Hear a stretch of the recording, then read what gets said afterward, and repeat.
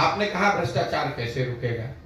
भ्रष्टाचार कैसे रुकेगा, इसके लिए हम उन लोगों में से नहीं है कि खड़ा होकर कहेगा हम आएंगे तो भ्रष्टाचार रोक देंगे। भ्रष्टाचार रोकने के लिए दुनिया भर में, पूरे दुनिया में अगर आप देखेंगे कि भ्रष्टाचार किन देशों में सबसे कम है और उन देशों ने भ्रष्टाचार को कैसे रोका है।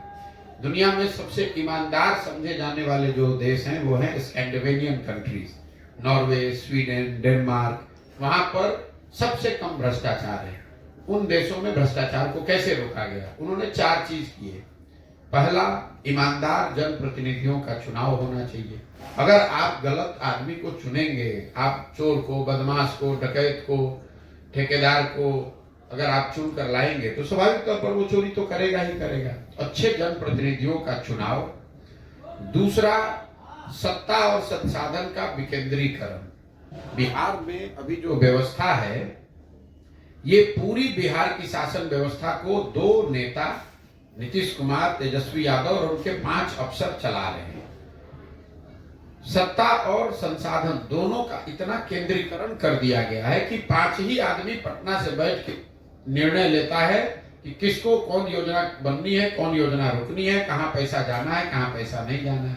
इसीलिए आप हर जगह सुनते हैं भैया बिहार में बड़ा अफसरशाही है। तो पहला, ईमानदार जनप्रतिनिधियों का चुनाव।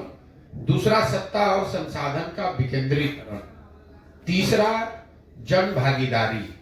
लोगों को जिस सड़क की आप बात कर रहे हैं, लोगों को अगर ये जानकारी हो कि भाई इतना पैसा आया है, इतना पैसा इस ठेकेदार को दिया गया है और इस चीज को इस तरीके से, बेहतर तरीके से इतने दिन में सड़क को बनाया जाना है। जनता की भागीदारी है ही नहीं। जनता को ये मालूम ही नहीं है कि उनका अधिकार क्या है, उनके लिए कौन सी योजना चल रही है, उनको क्या उससे लाभ मिलना चाहिए, नहीं मिलना चाहिए। और चौथा, बड़े पैमाने पर तकनीक का, टेक्नोलॉजी का प्रयोग। जैसे बिहार में मैं आपको एक उदाहरण से समझाता हूं। यहाँ पर नल जल योजना में हुए भ्रष्टाचार की चर्चा घर घर में है, हर आदमी बात कर रहा है।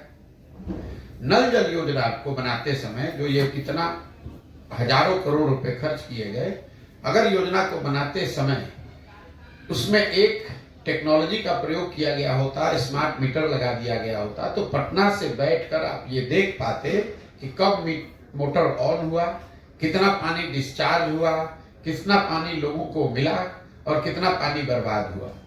अगर आपने उस तकनीक का उपयोग किया होता तो आपको गांव-गांव में पूछने की जरूरत नहीं थी कि योजना चल रही है कि नहीं। पटना में बैठा हुआ एक कंट्रोल रूम बता सकता था कि आज कितने नल जल योजना में सुबह में 8 बजे मोटर चालू हुआ, कितने जगह मोटर चालू नहीं हुआ, कितने जगह पानी कितना डिस्चार्ज हुआ। इन 4 चीजों के समावेश से भ्रष्टाचार पर बहुत बड़े पैमाने पर अंकुश लगाया जाए। खत्म नहीं होगा, खत्म बिल्कुल नहीं हो सकता है, ये आप मान लीजिए। ये जो कहता है वो झूठ बोलता है।